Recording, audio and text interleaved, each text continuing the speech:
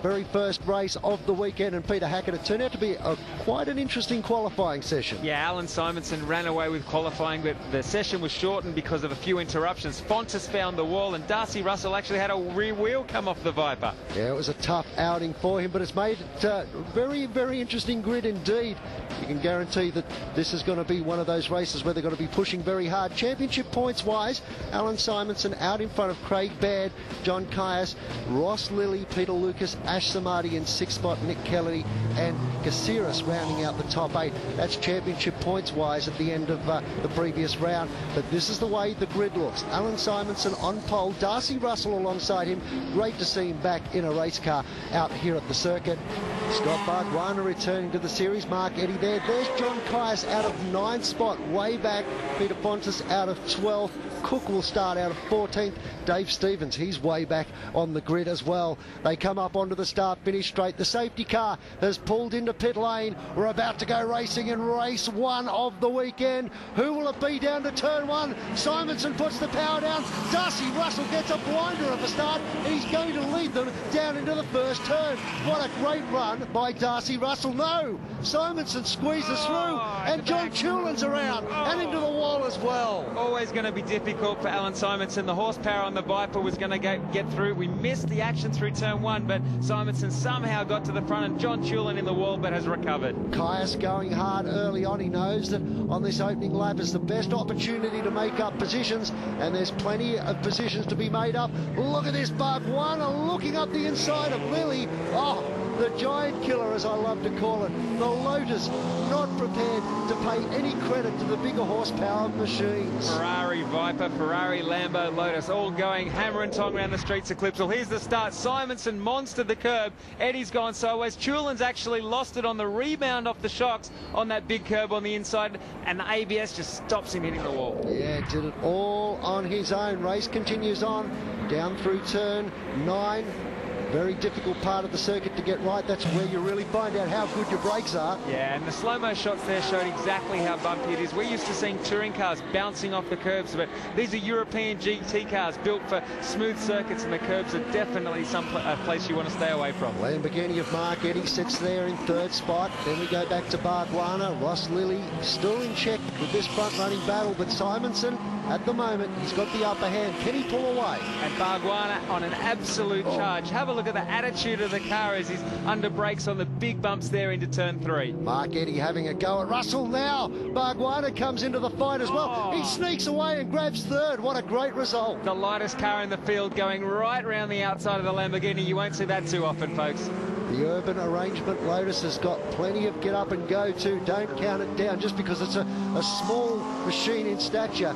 It's prepared to mix it up with these front-running guys. This is where we'll see the difference once they get to the main straights. The horsepower on the Lotus not quite as good as it is under brakes, but that's what GT racing's all about. Different cars suited to different circuits, and what a great race these guys are putting on at the front. As Darcy goes inside, a little defensive, and Scott looks around the outside once again. Well, he said, I've done it before, why not try it again?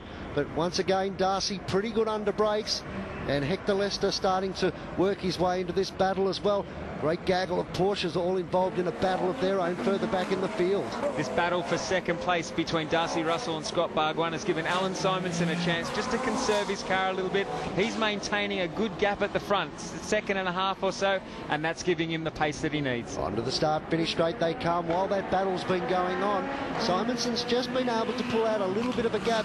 Pulled out extra half a second on that lap because of those two dicing for 2nd spot, and as long as they keep going, it's going to fall into Simonson's hands. But look at Darcy Russell, he's pretty quick in a straight line. Yeah, very aggressive across the curbs that time, Alan Simonson, but you saw the second part of that corner, he actually stayed off the curbs to ensure he had a good run out of the corner, and that's because of the spring rates in these cars. As I mentioned before, they do pitch around on this circuit. I was just about to say John Chulin was fighting back well after that first corner indiscretion, just outbroke himself and run a little bit wide. John Caius is working his way forward just in front of John Chulin there on screen. And John Chulin will be bleeding inside that helmet. He knows he's backed the car into the wall. As he went down pit straight, it had been on the radio. Tell me what the back of the car's like. Is the wing still there?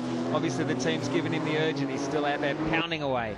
We need to keep an eye on John Caius because his car should be really suited towards this circuit and this type of racing. You can see him in the background having a go down the inside. He's going to pick up another spot. He's being very calculative and he's come to terms with this race car very well, Peter. That car's now being run by Sam Astudi of Astudi Motorsport, of more recent fame with Formula 3, and the car will get quicker as the year goes on. He's just rounded up Andrew Taplin, who's trying to stay with him in the Porsche at the moment. There's John Chulin on your screen too, flashing underneath our camera as he tries to work his way back forward. Simonson now starts to pull away, and look at that. Scott Bargwanna in the Lotus is going with him, and they've left Darcy Russell in their wake. What a fantastic effort by Scott Bargwanna. You can see how tight he is across the curves. Darcy Russell just falling back a little bit, and then the two beautiful Gallardos coming in behind the Viper. I tell you what, he loves to race, Scott Bargwanna, doesn't he? He's prepared to lay it on the line. Oh, Taplin just a little bit loose on the exit of turn 2 that time. A lot of bumps on the approach to turn 3, been unsettling the cars right across the weekend. Yeah, that's right. It's, as I mentioned before, very difficult to set the cars up. And you mentioned Scott Bargwanna comes from a long reign of famous racing drivers here in Australia. Obviously, his cousin Jason is racing, and Alf and John from the Sutherland Shire, New South Wales, also former racing drivers. And a variety of different types of cars too. A lot of them production based, and that's why they're so good for them. More information on the series, gtchampionship.com.au is the website. Go and take a look at the driver profiles, and of course the calendar. Have a look at this. Caius goes down the inside of Hector Lester, can't get it done. Lester gave him racing room too, was very polite about it. Doesn't get so polite on the exit of the turn though, but hey. Hector Lester gets a little defensive on the outside. I thought Caius had done enough then to get up the inside, but not on that particular occasion. The slowest corner on the track, and Caius will have to find another way around the track. But Scott Bargwanna continues to stay in the mirrors of Alan Simonson. I noticed that John's been a little bit circumspect sometimes with his attempted overtaking manoeuvres. I suppose when you know that you have got a fair bit of mumbo in a straight line, you can afford to do that. Yeah, but it's also difficult early on in the weekend at a racetrack to stick a car down the inside. There's not as much rubber. There's, on street circuits especially, lots of leaves and dirt, and it's just not a place you want to stick a $700,000 car down the inside of another $550,000 car. Well, the Ferrari 430 GT3 out in front at the moment, but how much longer is that going to be? Because the Lotus Elise is sitting right behind and absolutely working Alan Simonson over in the first race of the weekend. And the two Ferraris a little bit further back, hunting each other down in between the walls here at Clipsal. This battle's going to get real tight when we get to the back straight. Down through turn 8 they come, the fastest part of the circuit. Hard under brakes into turn 9. Simonson still out in front as we check your race score. Andrew Taplin up into 8th spot. Hector Lester just in front of him. There's Lester on your screen at the moment, and Taplin is just about to be caught by John Chulin. Goes straight down the inside in the Ferrari. Well, I tell you what, there's one way to fire up John Chulin. That's watch him spin in turn 1. I tell you, that was a big move. You could see the car squirming around under brakes. We were just talking about Caius and how he didn't want to stick it down the inside, but suddenly John Chulin's got in there and given Taplin a bit of a serve up by going straight past him under brakes. Down across the start-finish line they come to complete another lap. Simonson looks like he's just been able to pull away a little bit on that lap. Simonson was so strong in qualifying, almost 3 seconds a lap faster than anybody else. For me, Scott Bargwanna has been the standout in this particular race. He's got in front of the Vipers in a difficult situation, and Darcy Russell, what a great job. He's Caius John gone off. Caius, turn 1, he's in the gravel trap. That's not a place you want to see an Aston Martin in the gravel at turn 1 at Clipsal. You never want to see an Aston Martin in a gravel safety trap. car. Sorry, Grant. Safety car is out, obviously, for that stricken Aston Martin. Well, there's no choice there. Very precarious position. It looks like there's a problem with the left-hand rear of that car.